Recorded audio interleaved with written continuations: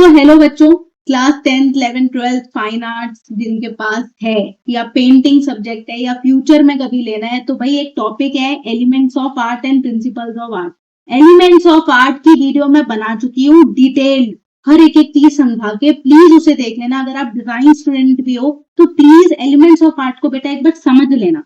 अब आ जाते हैं प्रिंसिपल ऑफ आर्ट पे कि प्रिंसिपल्स क्या होता है। जैसे कि मैंने लास्ट क्लास में बताया था कि एलिमेंट्स ऑफ आर्ट आपके ABCD है और प्रिंसिपल्स ऑफ आर्ट आपको सेंटेंस बनाना सिखाते हैं। तो जब तक ABCD नहीं आएगी तब तक सेंटेंस बनाना तो आएगा नहीं। तो एलिमेंट्स ऑफ आर्ट की डिटेल्ड वीडियो बन चुकी है। प्रिंसिपल्स ऑफ आर्ट क्या होता है? प्रिंसिपल्स क्या होते हैं? The tools to help an artist arrange and organise the elements of art.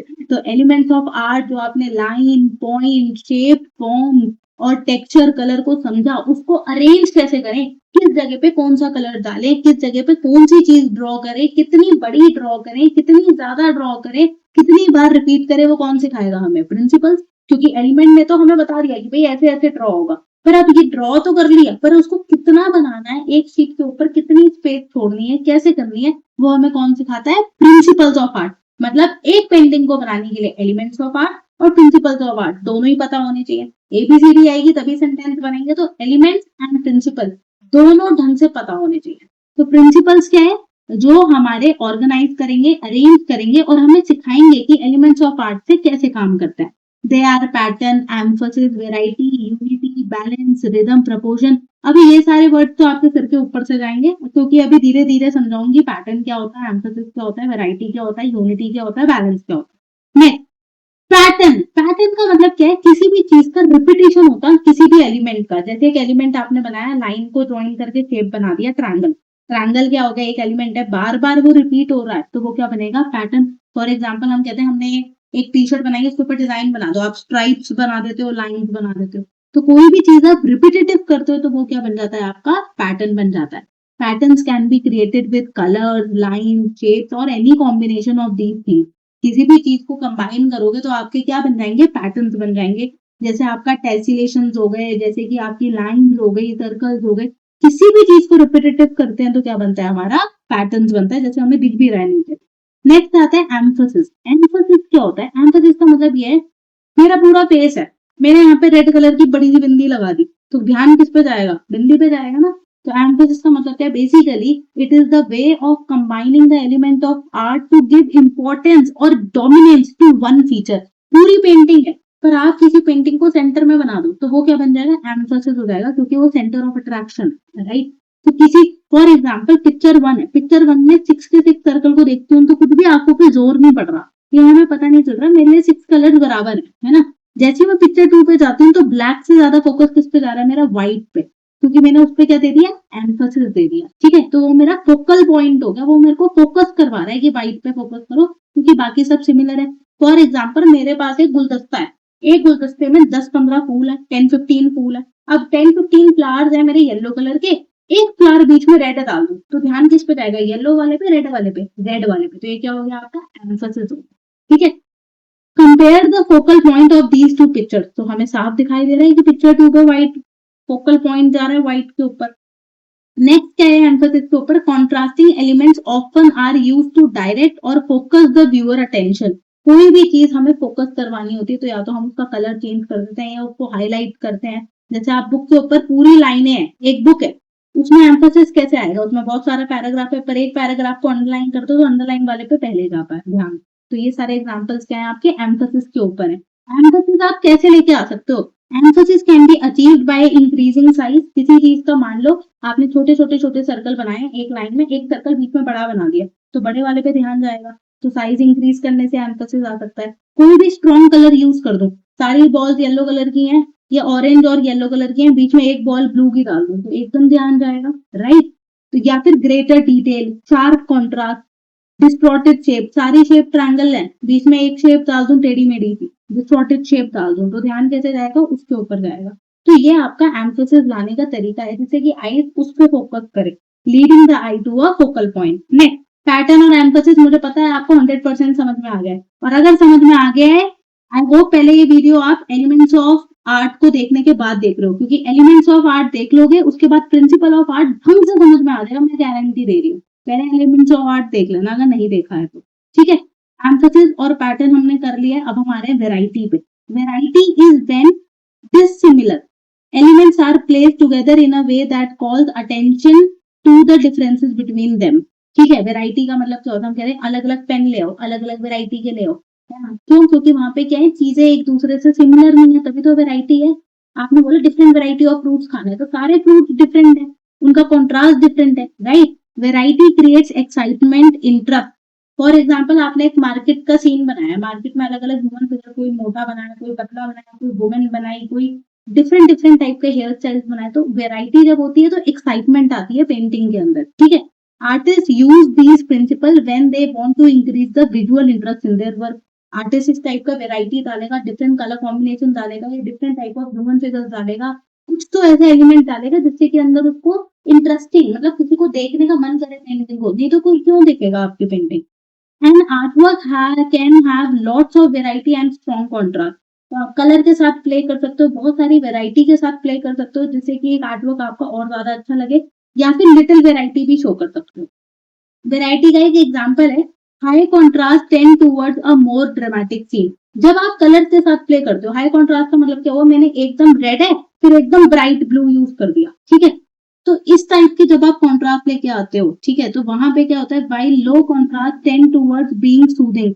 High contrast करोगे तो ड्रामा दिखाई देगा, मतलब कि ब्राइट रेड ब्राइट ब्लू ऐसे कलर यूज करे तो हमें ड्रामा दिख रहा है। बल्कि जो हमारी साइड वाली पेंटिंग है उसमें सारे कलर सूदिंग यूज करे थे, तो वो हमें सारे लो कॉन्ट्रास्ट था, तो सूदिंग भी लग रहा है प्लस काम फीलिंग भी आ रही है ना।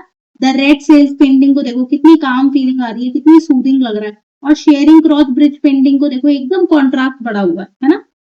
आता है यूनिटी। यूनिटी क्या होता है, unity is when the elements are placed together in a way that minimise the differences.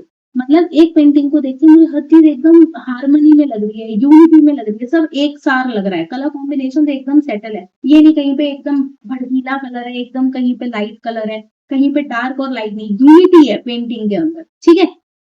यहाँ पे यूनिटी इन डाइवर्सिटी की बात नहीं कर रहे हैं, ठीक है, तो थोड़ा ध्यान से सुनना, यूनिटी इन कलर्स की बात कर रहे हैं, यूनिटी इन प्रपोर्शन की बात कर रहे हैं। ऐसा नहीं कि मैंने मार्केट प्लेस बनाया तो एक ह्यूमन फिगर एकदम बड़ा बना दिया, एक छोटा बना दिया, एक मोटा बना दिया, ये नहीं, सारे एक सीन की तरह प्रॉपर यूनिटी के साथ बनाया, ठीक है। मतलब using elements in a unified and harmonious way, ठीक है, जो हमें फीलिंग देंगे that everything in the work of the art works together, सब एक साथ मिलजुल के फिट हो रहे हैं, ठीक है। यूनिटी का एग्जांपल बताती हूँ, ये देखो एक पेंटिंग ध्यान से देखना, some works are more unified than others. For example compare the use of the colour in the blue in the two artwork. इसमें ब्लू का कलर का यूज देखो, एकदम ब्लू अट्रैक्ट कर रहा है, अट्रैक्ट क्या मतलब कॉन्ट्रास्ट इतना ज्यादा लग रहा है कि बिल्कुल बैलेंस सा नहीं लग रहा है, राइट, ऐसा लग रहा है कि ब्लू उसने जानबूझ के बहुत ज्यादा सा कर दिया है। और दूसरी पेंटिंग में देखो तो ब्लू कितना है, ग्रीन की टोन के साथ वाला ही ब्लू है, यानी कि लाइटर शेड है और फिर एकदम डार्कर शेड डाल दिया, सारे कलर जितने सूदिंग लग रहे हैं, तो एक यूनिटी दिख रही है पेंटिंग के अंदर, करेक्ट, क्योंकि एक हार्मनी दिख रही है पेंटिंग के अंदर। आई थिंक यूनिटी भी समझ में आ गया, क्या क्या पढ़ा हमने, emphasis, pattern, variety and unity, समझ में आ गया। एम्फोसिस मतलब फोकल पॉइंट पे रखना, पैटर्न मतलब एक ही चीज रिपीट होना, यूनिटी का मतलब पूरी पेंटिंग एक साथ लग रही है, हमें पेंटिंग अच्छी दिख रही है, हार्मोनियस लग रही है, ठीक है। वेराइटी मैंने बताई दिया, एकदम कंट्रास्ट बढ़ जाता है, एकदम कहीं पे आपको लग रहा है एकदम कलर बढ़ गया है, एम्फोसिस बढ़ गया है, तो वो आपका वेराइटी है। Balance, balance refers to a way of combining elements to add a feeling of visual equilibrium और balance, stability। मतलब ये एक बॉल जो है जैसे ये गिर नहीं रही है, बिल्कुल एक बैलेंस टू पोल्स पे हमने बनाई है। फॉर एग्जांपल आप एक ह्यूमन फिगर बना रहे हो, एक आदमी की ड्राइंग कर रहे हो, उसका एक पैर बड़ा कर दिया, एक छोटा कर दिया, तो क्या वो बैलेंस है, नहीं है। तो बैलेंस क्या कहलाता है, बैलेंस कुड बी एनीथिंग, एक पर्टिकुलर ड्राइंग में भी दिख सकती है, पूरी पेंटिंग में भी दिख सकती है। पूरी पेंटिंग में कैसे, मैंने एक शीट ली, एक शीट पे मैंने लेफ्ट साइड में तो बहुत सारी ड्राइंग कर दी, राइट साइड की पूरी शीट खाली छोड़ दी, तो क्या वो बैलेंस है, नहीं है। तो बैलेंस को समझने का तरीका है, हर चीज आप कैसे बैलेंस कर रहे हो, है ना। आपको आपको कलर भी बैलेंस करना है, ऐसा तो नहीं आपने पूरी शीट में रेड कलर तो सारा एक साइड कर दिया और एक साइड पूरा आपने येलो कलर ही कर दिया, उसमें कोई रेड का एलिमेंट ही नहीं है। तो आपको कलर भी बैलेंस करने आने चाहिए, आपको ड्राइंग भी बैलेंस करनी आनी चाहिए। मतलब आप जो भी ड्राइंग कर रहे हो उसको बैलेंस के साथ बनाओ। इसका मतलब ये नहीं कि आपने कोई बड़ा छोटा कर दिया, balance should be in everything, colours should be also balance, your drawing should be also balance, ठीक है, जो एक स्टेबिलिटी लाए आर्टवर्क के अंदर। नेक्स्ट क्या कह रहे हैं, प्रिंसिपल और बैलेंस का बता रहे हैं, जैसे कि सिमेट्रिक है, आप बटरफ्लाई बना रहे हो तो सिमेट्रिक होनी चाहिए, फिश बना रहे हो सिमेट्रिक होनी चाहिए, ठीक है, अलग अलग टाइप की सिमेट्री उसने बताई है। नेक्स्ट आते हैं रिदम पे, ठीक है। रिदम आपका एक तरीके से जैसे पैटर्न आपने पढ़ा कि एक चीज रिपीट हो रही है ना, जो रिपीट हो रही है तो हमें सूदिंग लगती है, एक रिदम लगती है ना। मान लो एक आर्टवर्क है, सब में ट्रायंगल ट्रायंगल ट्रायंगल बने और एकदम से एक माउंटेन जैसा बड़ा ट्रायंगल आ जाए तो आपका रिदम टूट जाएगा, राइट, फ्लो टूट जाएगा आईज और पेंटिंग को देखने का, राइट। इसी तरीके से रिदम भी है, rhythm is created by the careful placement of repetitive elements. जो पैटर्न आप रिपीट कर रहे हो, रिपीटेटिव एलिमेंट्स कर रहे हो, उसकी रिदम सिंक्रोनाइज करना पड़ता है। These repeated elements invite the viewer eye to jump rapidly or glide smoothly from one to next। अगर मैं एक पेंटिंग ऐसे करके देख रही हूँ तो प्रॉपरली एक सूदिंग इफेक्ट मुझे दे और एकदम से कुछ भी ऐसा हाई कॉन्ट्रास्ट की वैरायटी देखने को ना।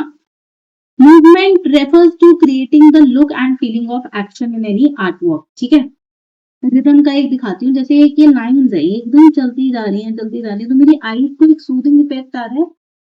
मीनिंग तो बात की बात है, but it's the rhythm of these lines are going like this. ऐसा नहीं है कि इसने यहाँ पे तो सूदिंग लाइन दे दी और एकदम बीच में जिगजैग लाइन दे दी। इमेजिन अगर ये 4 ह्यूमन फिगर है और बीच के 2 ह्यूमन फिगर की बॉडी में जिगजैग लाइन होती तो सारा पेंटिंग का मजा खराब हो जाता।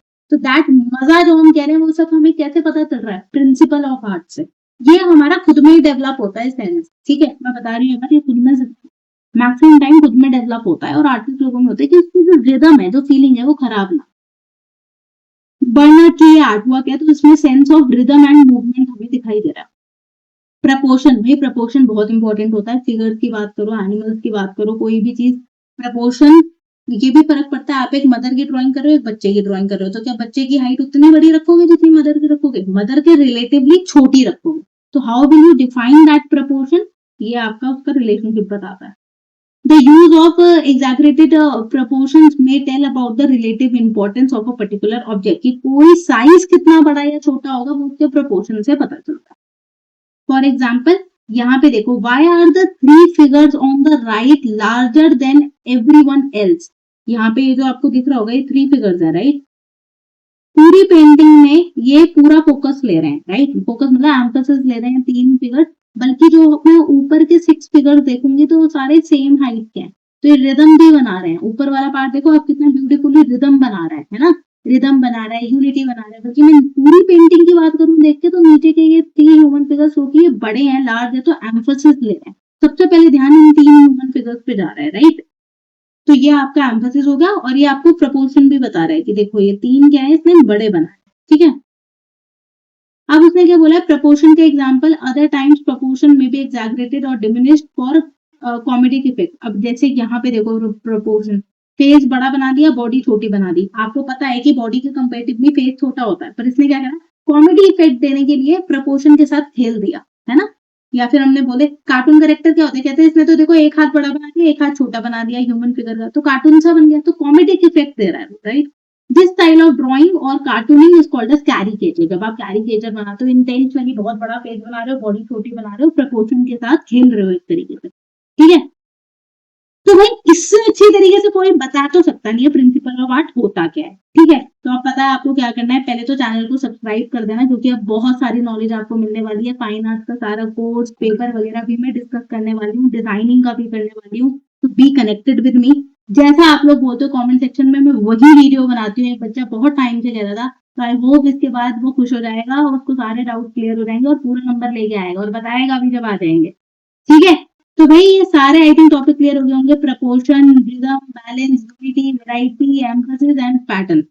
तो ऑल द बेस्ट गाइस, फिर मिलते हैं नेक्स्ट वीडियो में। क्वेश्चन पेपर वगैरह सॉल्व करेंगे क्लास 10th 11th 12th के, फाइन 9 10th 11th 12th के, इवन फाइन आर्ट्स के भी एंड फैशन स्टडीज के। Bye bye.